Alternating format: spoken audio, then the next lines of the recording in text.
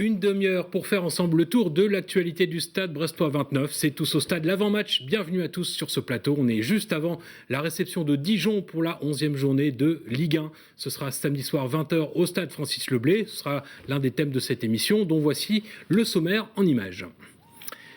Est-ce que vous le reconnaissez? C'est un défenseur très solide qu'on a récupéré cet été au Stade Brestois 29. Il sera notre invité sur ce plateau. On reviendra aussi sur la séance de dédicace du poster lundi après-midi à la mairie de Brest. Vous le verrez, il y avait foule. Et puis, on parlera du prochain adversaire. C'est donc Dijon qui viendra défier les Brestois. Dijon qui s'était maintenu d'extrême justesse l'été dernier en Ligue 1. Bonjour Jackie. Bonjour Anthony, et puis on reste surtout sur cette victoire à Angers, inattendue déjà un peu avant le match, mais inattendue surtout de par ce qui s'est passé, parce qu'on a un peu volé quand même les Angevins. On n'aurait pas parié sur une victoire a priori. À la mi-temps, on n'aurait pas mis à Gouenec. Même à la mi-temps. Est-ce que c'est à Gouenec Non, malheureusement. La monnaie bretonne. Ah ouais, bon, j'aurais pu deviner. Alors donc bienvenue à Denis Bain, qui est notre invité aujourd'hui. Denis qui était, Jackie, la toute première recrue de l'intersaison, il faut le rappeler. Première recrue qu'on a accueillie. Tu es arrivé. Voilà, tu t'étais décidé déjà depuis un petit moment de signer à Brest quand tu étais au Havre. Après, ça s'est fait pendant l'intersaison quand même. J'avais pas encore décidé de signer à Brest quand j'étais encore au Havre. Et voilà, après moi, j'avais plutôt envie de commencer le plus tôt possible dans mon nouveau club. Et c'est tombé sur le Stade Brestois et j'en suis bien content. Alors on rappelle ton parcours, tu avais commencé ta carrière professionnelle en Ligue 2, plus de 200 matchs d'ailleurs, près de 200 matchs, 188 je crois, en Ligue 2 précisément, en commençant par Châteauroux et puis ensuite Le Havre. Raconte-nous un peu de ce début de carrière. Non, je crois que j'ai vraiment commencé à 20 ans à Châteauroux. Donc voilà, chaque année on était un peu dans la difficulté. Mais voilà, le coach, ça l'a pas empêché de lancer un jeune, donc moi. Et voilà, je pense que ça m'a plutôt bien réussi. Et après, j'ai pu partir au Havre. Et voilà, je pense qu'au Havre, j'ai vraiment grandi. Et bon, j'ai fait 4 années. Malheureusement, on n'a pas pu monter. Mais voilà, aujourd'hui, je suis à Brest et je suis content. Alors, il y avait une équipe comme Brest qui était devant le Havre l'année dernière, c'est ça? Voilà. Par exemple. Ouais. Mais justement, c'est là qu'on t'a croisé ces dernières saisons et on s'était déjà dit, Jackie, tiens, ce joueur-là, il nous pose quelques problèmes. On revoit ici les images du barrage d'il y a 2 ans. Tu t'en souviens, j'imagine, Denis. Ce premier tour que vous gagnez contre Brest, le match ici était au Havre. On va voir le deuxième but et puis derrière, vous allez à Ajaccio. Là, ça se passe un peu moins bien, on va dire ça comme ça. Ouais, ça se passe un peu moins bien à Ajaccio, mais bon. Après. Il y a des fois des cars qui ne roulent plus. Ah, c'est ça. Voilà, pour arriver jusqu'au stade. Petit problème technique, oui. Parfois, on lance des choses en dessous des cars pour que les cars se cassent. Après, voilà. Et puis une fois que le match est terminé, le car il repart normalement. Mais ça, c'est comme ça. Petite bizarrerie. Voilà. Et alors là, on voit les images du match de l'an passé en championnat. Un partout au score final. Et c'est toi qui marques de la tête. Est-ce que tu te souviens de ce but-là? Ouais, je m'en souviens. Je me rappelle que dans la semaine, on avait justement travaillé ce coup de pied arrêté là et mon positionnement par rapport à ça. Et au final, Zinedine Ferrat l'a mis là où il fallait et j'ai pu marquer. Alors, petit clin d'œil justement à Zinedine Ferrat, vous vous retrouvez tous les deux en Ligue 1. Cette saison, lui, il est à Nîmes. Toi, tu te retrouves à Brest. C'était vraiment ton objectif de franchir un cap dans ta carrière et de découvrir l'élite? Oui, c'était mon objectif. J'avais déjà cet objectif par le passé.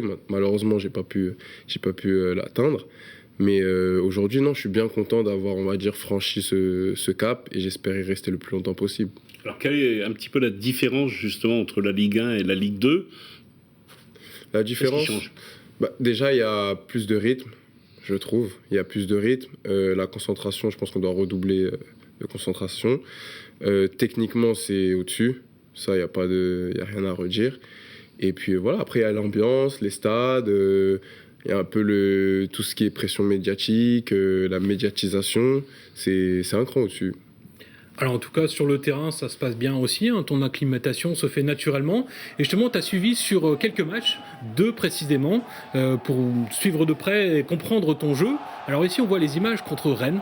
Un match, bon, ça s'était bien passé défensivement puisque ça termine à 0-0.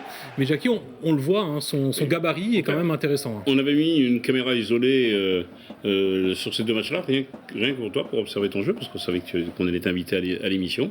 Et on te voit à la fois bien défendre, mais aussi on te voit parler pas mal avec les autres joueurs. Ouais, bah j'essaye de parler avec les autres, parce que je pense que la communication, c'est quelque chose de primordial. Donc voilà, parfois par juste une parole, on peut compenser un placement, on peut améliorer le placement d'un coéquipier ou soi-même être recadré. Donc voilà, je pense que c'est important de parler. Alors là, on te voit contre Angers. Le week-end dernier, on avait également une caméra sur toi. Bon, là, tu as eu un peu plus de travail. C'était chaud, notamment en première mi-temps. Ouais, on a eu tous un peu plus de travail. Mais bon, il fallait faire le dos rond, parce qu'on était dans une période un peu compliquée. Et puis voilà, ça a tenu. Tombé quand même, hein. C'était limite, hein. C'était limite, mais bon, j'ai tenu.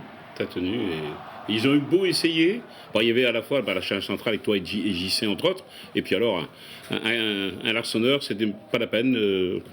Impossible à franchir, impossible à mettre un ballon dans les buts. Samedi, il a fait tout simplement un match exceptionnel. Ouais, il a fait un gros match, mais quand on regarde bien sur nos 2 derniers matchs, bon, on n'encaisse pas de but. Mais sur le match de Metz aussi, on a Donovan Léon qui a fait un gros travail. Samedi, c'était Gauthier. Et voilà, on peut être content d'avoir des bons gardiens sans oublier Jules Fabry. Bah, en fait, il n'y a pas un gardien numéro 1, un gardien numéro 2. Il y a 2 gardiens numéro 1. Après ça, je sais pas si on peut dire ça comme ça, parce qu'après il y a celui qui joue et ceux qui ne jouent pas. Bien sûr. Donc voilà, mais en tout cas, que ce soit sur nos 2 derniers matchs, nos gardiens ont parfaitement rempli leur rôle. Et ça, c'est important pour vous, les défenseurs? Oui, c'est important, puisqu'on peut pas annihiler toutes les actions. Et si à la moindre frappe, il y a un but ou il se passe quelque chose, ben, on est moins serein et ça devient plus compliqué pour défendre. Alors, on a vu ta prestation contre Angers, mais Jackie, on le disait aussi juste avant, c'était pas le seul joueur à avoir brillé sur ce match-là contre Angers. Nous, on s'est régalé aux commentaires parce qu'il y avait vraiment de quoi raconter. Alors, ce qu'on va faire, c'est qu'on va regarder de nouveau un petit résumé du match avec nos commentaires pour se replonger dans l'ambiance de cette victoire, donc cette première victoire de Brest à l'extérieur, samedi à Angers. Pour s'approcher du but. Où il est tout seul dans l'axe, Santa Maria, la frappe contrée. Elle a été contrée, mais heureusement qu'il l'a bien vu, Gauthier Larsonneur. Le centre, la tête, ça revient sur El Melali, la parade. Il est encore là, Gauthier Larsonneur. Allez, Duchamp là pour Cardona, s'il peut reprendre. Oui.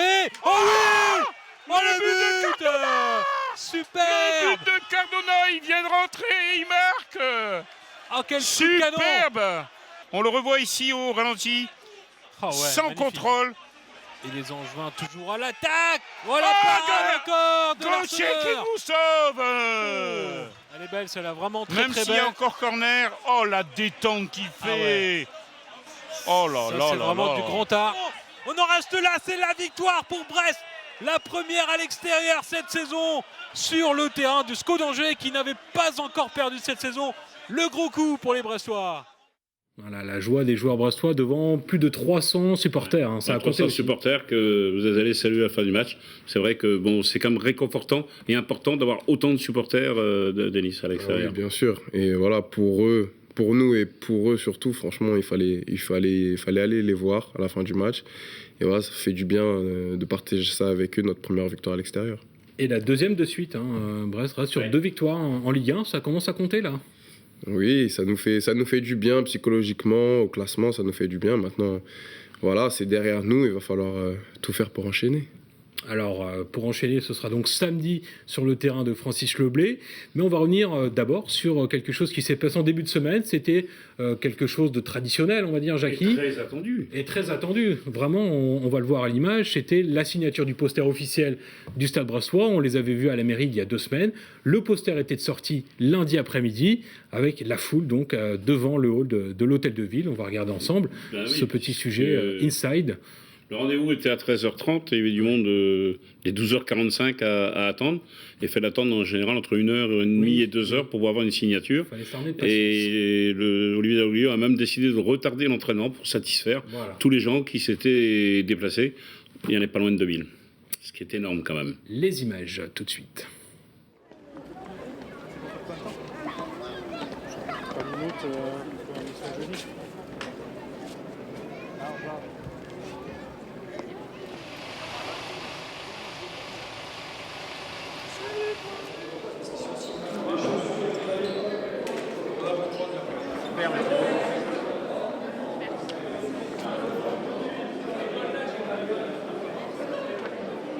Non, c'est pas que ça.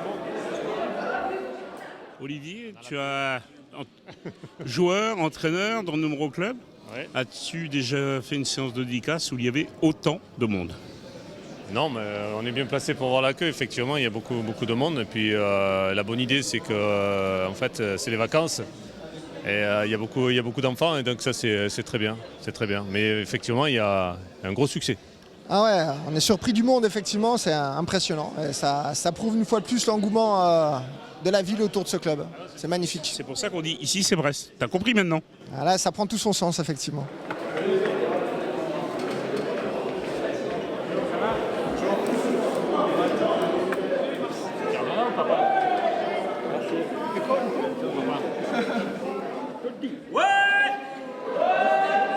Ah, il me répond. Ah, je crois qu'il y a quasiment tout. Oh putain. Tu veux le mettre avec tous les autres, t'en as plein, toi, non? Ah ouais. Un fidèle.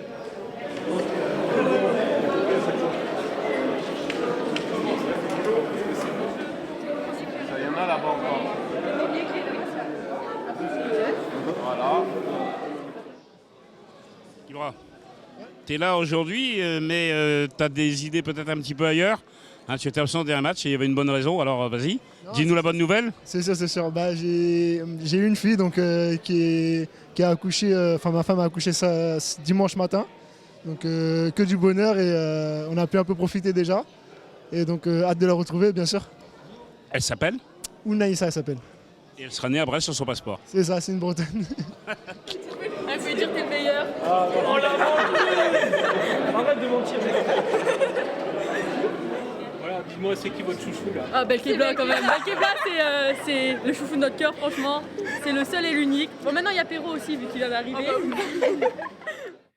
Il y avait de l'ambiance devant la mairie. Donc félicitations à Ibrahima Diallo, nouveau papa. C'est pour ça qu'il n'était donc pas à Angers, bien évidemment, et c'était tout à fait légitime. Mais le poster, pouvait bien sûr le trouver encore à la boutique, dans d'autres endroits. Voilà, peut-être un poster collector, on espère. Ouais, pourquoi pas. Voilà. Bon, bah pour l'instant, voilà, on a vu ces images. On va parler donc du prochain match. Ce sera juste après la pub.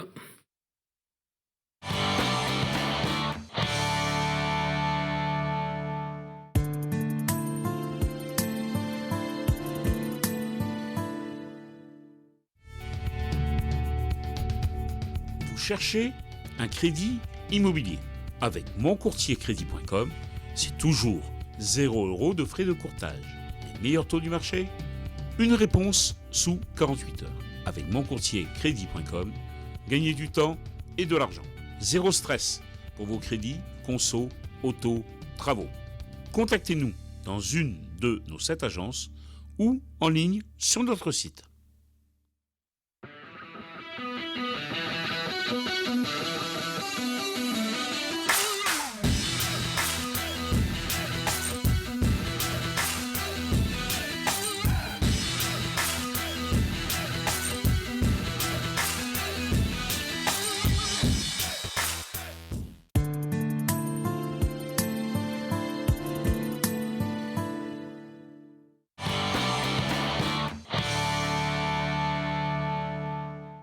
Retour sur le plateau de Tous au Stade. L'avant-match avance Brest-Dijon. Et vous le voyez autour de nous, on a une décoration spéciale pour Halloween puisque la fête sera célébrée lors du match, avant, pendant et même après.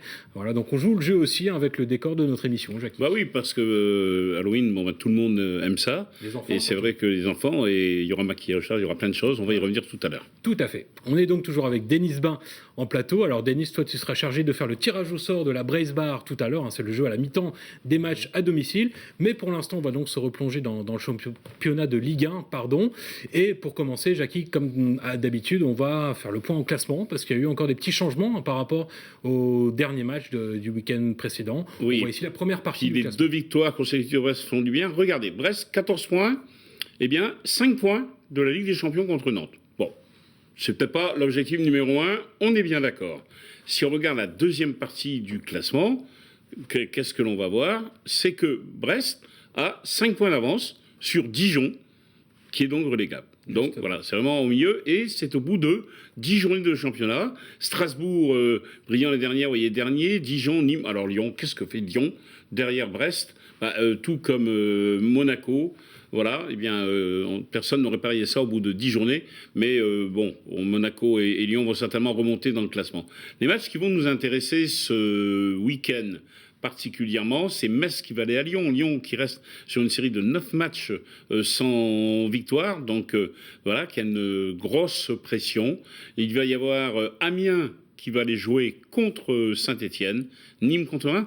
Ce qu'on voit, c'est que les adversaires de Brest, qu'on estime dans la deuxième partie du classement, seront donc tous à l'extérieur sur cette journée-là. C'est peut-être là qu'il faut en profiter, mais attention, parce que Brest-Dijon, ça c'est un match plus compliqué qu'il n'y paraît. Ouais, effectivement, c'est pas parce que Brest a battu Metz que automatiquement Brest battra Dijon. Ça, c'est les surprises du calendrier. Et vu le parcours de Dijon, dont on va parler. Voilà. Denis, un petit commentaire peut-être sur le début de saison brestois. Après 10 matchs, Brest est en milieu de classement. Est-ce que c'est, selon toi, logique ou on pouvait espérer mieux, moins bien des Brestois? Je pense que c'est logique, parce qu'il y a certains matchs où on aurait pu prendre les 3 points et ça n'aurait pas été du vol. Comme certains matchs où on a pris les 3 points et peut-être que c'était pas mérité. Donc sinon, je pense que c'est assez logique. Je pense que pour l'instant, on est à notre place en tout cas. On voit qu'il y a peu d'écart entre certaines équipes et on voit derrière Brest des équipes comme Lyon, comme Monaco. C'est surprenant quand même de voir ces gros budgets de la Ligue 1 avoir du mal comme ça. Oui, c'est assez surprenant. Maintenant, une saison, c'est long, c'est 38 matchs. Je pense que ces équipes-là ont les effectifs pour pallier à toutes ces mauvaises choses. Pardon. Donc voilà, on va suivre ça avec attention. Voilà, faut garder le cap pour les Brestois. Et donc le prochain adversaire, ce sera Dijon. Dijon, Jackie, un club qu'on pourrait un petit peu comparer à Angers l'autre jour, un club qui s'est installé en Ligue 1 depuis quelques années, qui progresse, mais qui doit batailler quand même tous les ans pour assurer son maintien. Voilà, exactement. Il fait partie des équipes qui sont plutôt dans la dernière moitié, voire dans les 5 derniers du championnat, se battre effectivement tout le temps. Ils y sont restés 4 ans de rang, avec un certain entraîneur qui s'appelle Olivier Dalloglio, qui va retrouver son ancienne équipe. Mais effectivement, ça montre que quand on est dans ces clubs-là, la Ligue 1, c'est quand même compliqué, qu'il faut se battre chacune des journées du championnat. La preuve, c'est qu'ils sont restés que sur le dernier match de barrage. Oui, ça c'était la saison passée. On va le voir justement dans notre sujet habituel, la rubrique L'adversaire, préparée par Pierre-Yves Cavarec. Ce samedi 26 octobre, Brest reçoit Dijon pour la 11e journée de Ligue 1. Les Dijonnais se maintiennent tant bien que mal en Ligue 1. En effet, barragiste la saison précédente, le DFCO arrive tout de même à garder sa place dans l'élite en remportant le match de barrage 3-1 face à Lens. Au niveau de leur mercato, Dijon s'offre un bon bénéfice de 18 millions d'euros, avec notamment la vente de leur ailier droit Wesley Saïd pour 8 millions d'euros. Des achats plus réservés, avec par exemple celle de l'ailier gauche Mounir Chouillard pour 3,5 millions d'euros.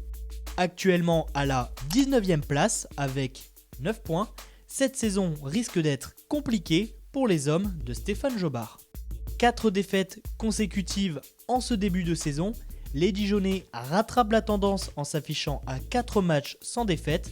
On soulignera d'ailleurs la superbe performance de leur gardien Alfred Gomis samedi dernier face à Lyon.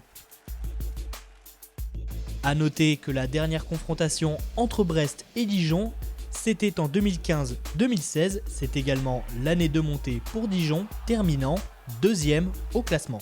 Les hommes d'Olivier Dalloglio inscriront-ils une 3e victoire consécutive à leur tableau? Réponse ce samedi. Voilà, ce sera donc les retrouvailles pour Olivier Dalloglio avec son ancien club. Et puis en face, Jackie, sur le banc dijonnais, un certain Stéphane Joba. Alors qui est-il ? C'était tout simplement l'adjoint d'Olivier Dalloglio quand il était entraîneur à Dijon. Et l'an passé, il était entraîneur adjoint à l'Olympique de Marseille avec Rudy Garcia, lui-même ancien entraîneur de Dijon, mais il y a une quinzaine d'années. Et qui est à Lyon maintenant, donc Rudy Garcia. Maintenant à Lyon, ça, voilà. Effectivement. Et puis alors, une stat concernant ces matchs entre Brest et Dijon. Alors, elle n'est pas forcément favorable aux Brestois. Ça avait fait peur. Hein. Dijon a joué 10 fois à Brest. 7 matchs nuls et 3 victoires. On les a jamais battus à Brest. Tu sais ce qu'il te reste à faire, Denis. Il y a un début à tout. Et les séries sont faites pour s'arrêter. Tout à fait. Et on reste sur 3-0-0 entre Brest et Dijon en Ligue 2, sur les précédentes confrontations. Maintenant, on est en Ligue 1, donc ça va peut-être changer. Oui, ça va peut-être changer, voilà, c'est ce qu'on espère. Bon, en tout cas, on va écouter justement le coach brestois Olivier Dalloglio avant les retrouvailles avec son ancien club. On écoute le coach ce jeudi matin en conférence de presse. Je fais le constat comme vous de début de saison un petit peu raté sur les premiers matchs et puis là maintenant on les reçoit peut-être pas au meilleur moment. Voilà, ils sont solides, on sent qu'il y a maintenant une âme dans cette équipe en face. Je pense que le mauvais début de saison a été dû aussi au retard du recrutement avec des garçons qui sont arrivés très tard et notamment qui arrivent aussi de l'étranger. Il y a un temps d'adaptation aussi qu'il faut prendre en compte. Et aujourd'hui, c'est plus la même équipe que sur les 4 premières journées. Il faut qu'on ait plus confiance dans notre équipe. Et je pense que les résultats, notamment ces résultats à l'extérieur, sur des matchs âpres, accrochés, ça peut débloquer certains joueurs. Ouais. Ça doit débloquer certains joueurs d'ailleurs. Voilà, le coach brestois qui suit de près son ancien club. Je pense qu'on aura maille à partir avec eux. Ah oui, je vois à quoi tu fais référence. Une certaine moutarde, c'est ça ? Voilà. Bon. Denis, les Brestois sont invaincus à domicile pour l'instant. C'est une bonne série à essayer de maintenir le plus longtemps possible. Oui, je pense que c'est une bonne série. Après, voilà, ce qu'il faut voir aussi, c'est le nombre de points pris. Mais c'est vrai que c'est toujours agréable de ne pas avoir connu la défaite à domicile. Voilà, pourvu que ça dure. Ouais. Un mot sur le groupe, Jackie. Alors, bonne nouvelle, il n'y a plus d'absents. C'est peut-être un pré-match de championnat où il n'y a pas de blessés au cours suspendu. Voilà, bon, il y a encore, comme disait Denis en émission, un entraînement ce vendredi, donc espérons que. Mais effectivement, il a le choix, Olivier Dalloglio, et puis en restant sur 2 victoires, un groupe au complet. Voilà. Parce qu'on le rappelle, un retour de Johan Cour qui était suspendu à Angers, de Romain Perrault qui était un petit peu blessé et qui revient aussi, et aussi de Diallo donc qui est papa mais qui est disponible pour ce match désormais. Voilà donc pour les nouvelles concernant ce qui vous attend sur le terrain samedi soir. Et dans les tribunes ou même autour du stade, vous allez voir plein d'animations prévues dans le thème d'Halloween. Alors on va voir ici l'affiche du match tout de suite sur le journal du club. Et quelques animations, alors des stands de maquillage, des décorations spéciales Halloween. On pourra retrouver notamment notre speaker préféré, Grégory Pello. On le reconnaît un petit peu. Un petit peu, oui. Voilà, bien maquillé. Et puis alors, si jamais il fait pas beau, sachez qu'en tribune Eurodiff, Brittany Ferries, vous pourrez avoir un poncho gratuitement pour se couvrir. On ne sait jamais, ça peut servir. Ça arrive des fois, des fois qu'il pleut. Voilà, c'est pour. Puis vous pouvez aussi prendre un chapeau Halloween. C'est ça, voilà, comme toi, Jackie. Voilà, va bien falloir qu'on trouve quelque chose, Hervé Hugo, pour oui, on va s'occuper de son cas. Voilà. Sachez qu'il reste que quelques centaines de places disponibles à l'heure où on vous parle pour ce match, donc dépêchez-vous si vous voulez venir assister à cette 11e journée des Nice. Voilà, c'est surtout sur le terrain que ça se passera pour vous les joueurs, avec un match qui sera quand même difficile à négocier. Une équipe de Dijon, on l'a vu, qui se refait un petit peu là, ces dernières semaines. Tous les matchs sont difficiles de toute façon. Et l'équipe de Dijon est plutôt en forme, nous aussi. Donc j'espère qu'on va le rester. Alors, est-ce que tu connais, Denis, puisque tu es nouveau à Brest, le jeu de la Brace Bar ? J'en ai entendu parler. Alors, on le rappelle, peut-être pour ceux qui découvrent aussi cette saison, c'est à la mi-temps des matchs. Vous êtes au vestiaire, mais il y a un spectateur ou un téléspectateur de notre émission qui a le droit d'aller sur le terrain, de tenter sa chance pour toucher la barre transversale. Il y a 3 essais et justement, le tirage au sort, on l'effectue habituellement sur ce plateau. Donc, Denis, c'est à toi de jouer. Tu as le saladier ici, avec encore plusieurs centaines de participants. Ça augmente chaque semaine. On a l'impression que chez moi, à domicile. C'est toujours plus nombreux. Et donc, tu dois un petit peu touiller. Je mélange. Voilà, et retirer un nom que tu vas donner bien fort dans le micro. Voilà. Et le tirage donc, est suivi en régie par Maître Gonzalez, huissier de TBO. Huissier au 19 rue Jean Massé. Voilà. Alors, on en profite juste avant pour saluer aussi Vincent Tano au son. Voilà. Alors, qui est l'heureux élu? J'ai pas trop de chance, puisque en entre deux. Ah, alors, dans ce cas-là, on en reprend un autre. Voilà. Bulletin invalidé, et on en reprend un autre.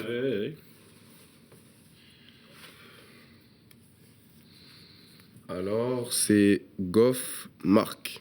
Marc Goff. Ouais. Le Goff? Non, c'est Goff. Non, il y a écrit Goff. Bon, c'est Goff. Voilà, Marc Goff. C'est lui, mais bon, si ça s'appelle Goff, il Très bien. Goff. Voilà. Ça nous va bien. Bon, en tout cas, il sera prévenu. Ouais, et puis, il se prépare surtout. Il pourra affûter ses crampons pour venir tenter sa chance lors du match. Alors, on le voit ici, justement, le lot à gagner cette semaine, c'est un voyage à Disney pour les vacances et pour 4 personnes. Donc, c'est quand même pas mal. Voilà, c'est un beau cadeau. Denis, ce match-là, donc c'est le championnat, et puis il y a aussi la Coupe de la Ligue qui viendra la semaine prochaine. 3 matchs en une semaine. Comment on se prépare pour de telles échéances là? C'est différent au niveau de l'entraînement? Oui, c'est différent.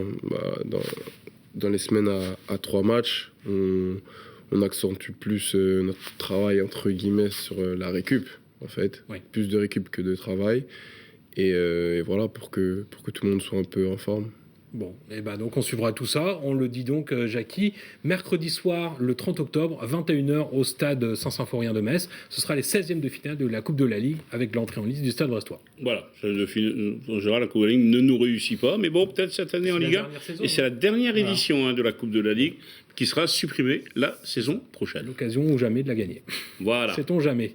Et donc, le samedi suivant, ce sera à Amiens. Mais d'ici là, on aura le temps d'en reparler. Absolument. Voilà. Avant d'accueillir l'autre semaine. Ah, le fameux match contre le Paris Saint-Germain. Voilà, ça c'est le programme du mois de novembre qui sera tout aussi alléchant. On va s'arrêter là pour aujourd'hui. Merci à toi, Denis, d'être venu nous voir. Merci donc à la doublette Tom Gonzalez et Vincent Tano aux manettes, en régie. Et donc, samedi, on a Halloween au match. Attention, un spécial Halloween. Venez déguisés et maquillés au stade. Sauf les joueurs qui n'ont pas le droit. Voilà, eux, ils seront sur le terrain. Merci à tous, bonne fin de semaine.